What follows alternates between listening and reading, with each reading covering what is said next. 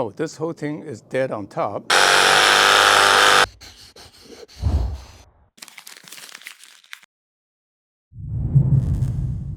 Hi, I'm miltonchang of Bonsaiheirloom. Today I'll work on this hornbeam. Can't remember, I think this must be one of my 25-year-old tree that I bought in a 5-gallon can that I put in a growing pot. I think we bought about 5 of them. These are the 2 of them. Let me work on that today to show you the progression. You can see I didn't clip it much, and still there's plenty of ramification. But if you clip it, that will speed up the ramification. I think in 2 years, this would be a really respectable show tree. And it's more or less a triple trunk or 5th trunk.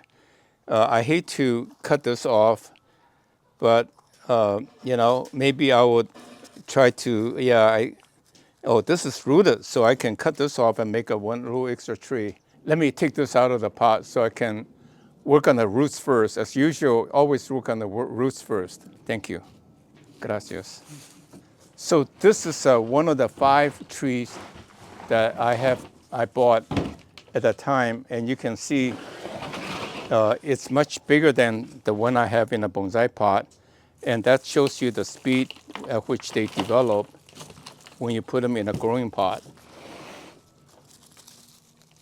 So you can see the roots. I was a little careful with it, but nonetheless, they have a tendency, Korean hornbeam has a tendency to grow out nicely, root out, radially out, just like in nature. So this, my design is to have a triple trunk. So this is redundant. So if I cut this off, I see this is already rooted. So I can make this into one little separate tree. So you can see that hornbeam is fairly easy to propagate by air layering by definition.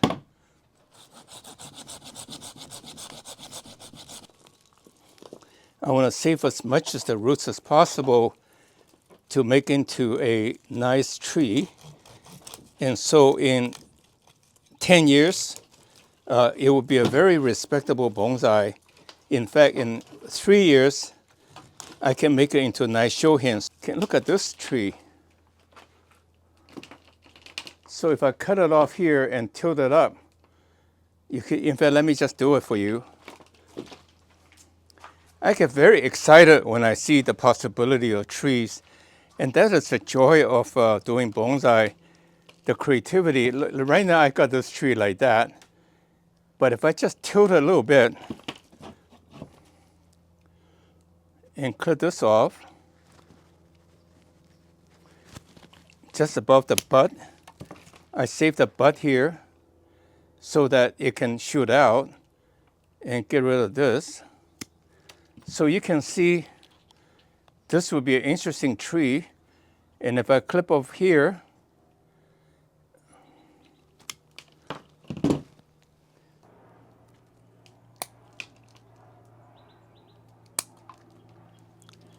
so if I plant this, you can see this got plenty of roots, and this one has also root, so it can be a separate tree.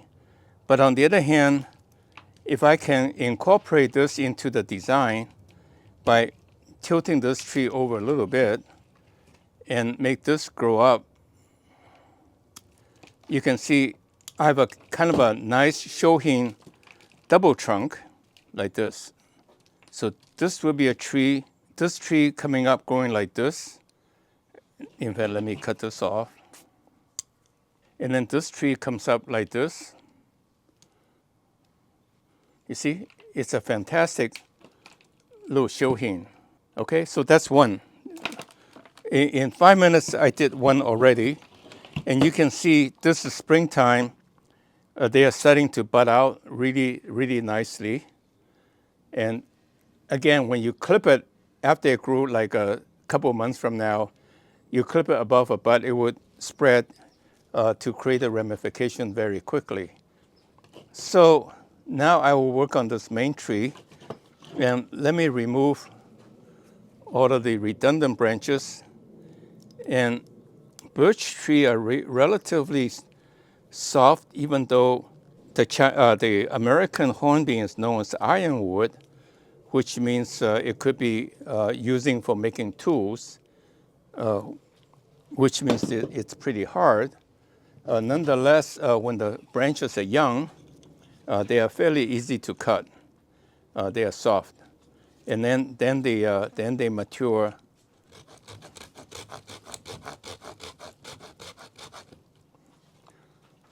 I cut off the stub so it doesn't look ugly.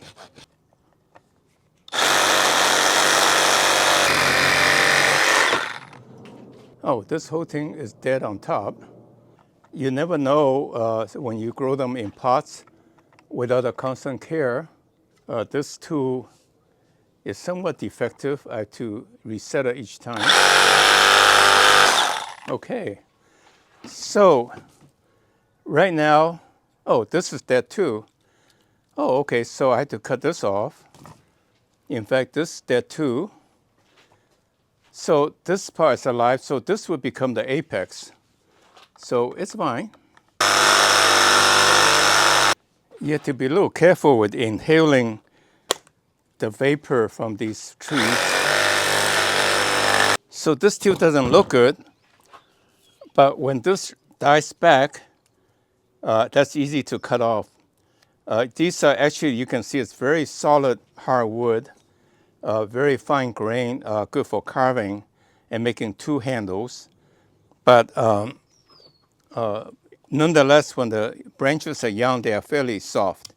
So now I will try to make that to shape this part of the tree. So I can even move it up a little bit to make that the apex. So you can see it's got a lot of turns and twists, angles, these trees, the hornbeam, for you to create the interesting curves.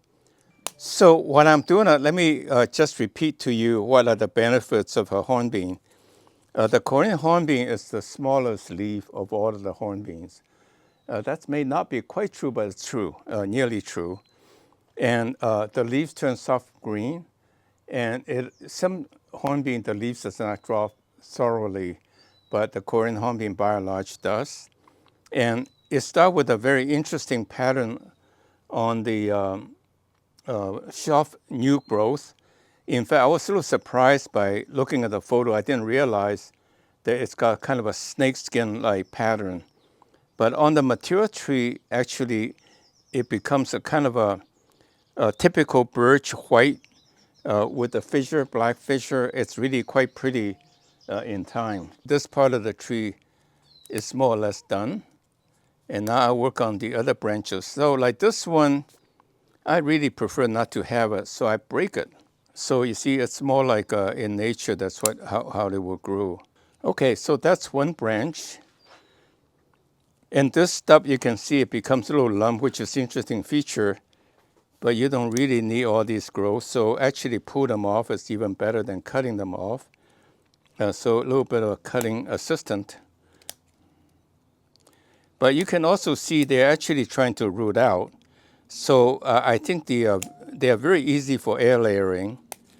So that's how you can get them very quickly. So by default, by cutting off the 2 extra branches, this is basically a triple trunk, kind of a semi-cascade. And I can decide how accentuate I want to capitalize on this branch or this branch, noting this branch is already broken. So I think I'll be better off. You can see this is cracked. So I think I'll be better off just cut it off here and make that a second branch coming out. And this is, you can scrape it to see if the tree is alive. This branch is not alive, so I cut it off. Well, I don't need to cut it off too cleanly because once it's dried out, it breaks off fairly easily.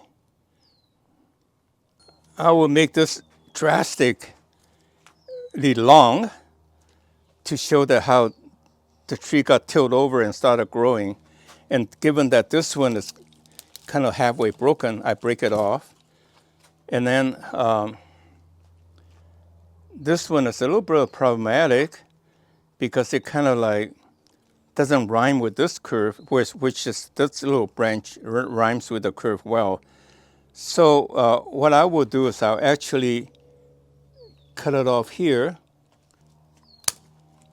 Hopefully this bud, you can see there's a little bud here, will come out to kind of fill that space. Everything kind of wants to rhyme going in one direction because they're facing the same sun and the wind. You always have to be able to explain why your tree behaves a certain way. Otherwise, it's unnatural. And come and take a look at where something broke off in the past, and it heals really interestingly. And that's what I call the vignette, the features that makes the tree looks interesting. When somebody looks at it, you say, wow, you know. Frankly, what happened is that I tried to air layer this many, many years ago, and I wasn't very careful. But if you look carefully, it didn't work because I didn't cut that off very cleanly. So when you air layer, you gotta completely go around, make sure there's no bark that's attached because it will not break off. So, well, when you have lemon, you make lemonade. I would in fact cut off this part. So you can in fact see this tree coming up and do a little jog. So the distance is still the same, but instead of straight, now you have an interesting feature that still gives you the same exaggeration that is going out very far. And now I can decide, let this growing up because, you know, everybody's trying to be the king. In a sense, this branch wants to be the leader too. So it starts its own apex, and to go away, I pick this branch as the apex. So you will have a tree coming up like that and going like this. And then you have this tree going like this and fill the bottom as it goes out. And you can have another apex here, you know, so everybody wants to be the king, but that's kind of going to be a little bit of a overdoing it. So I'll cut it off here.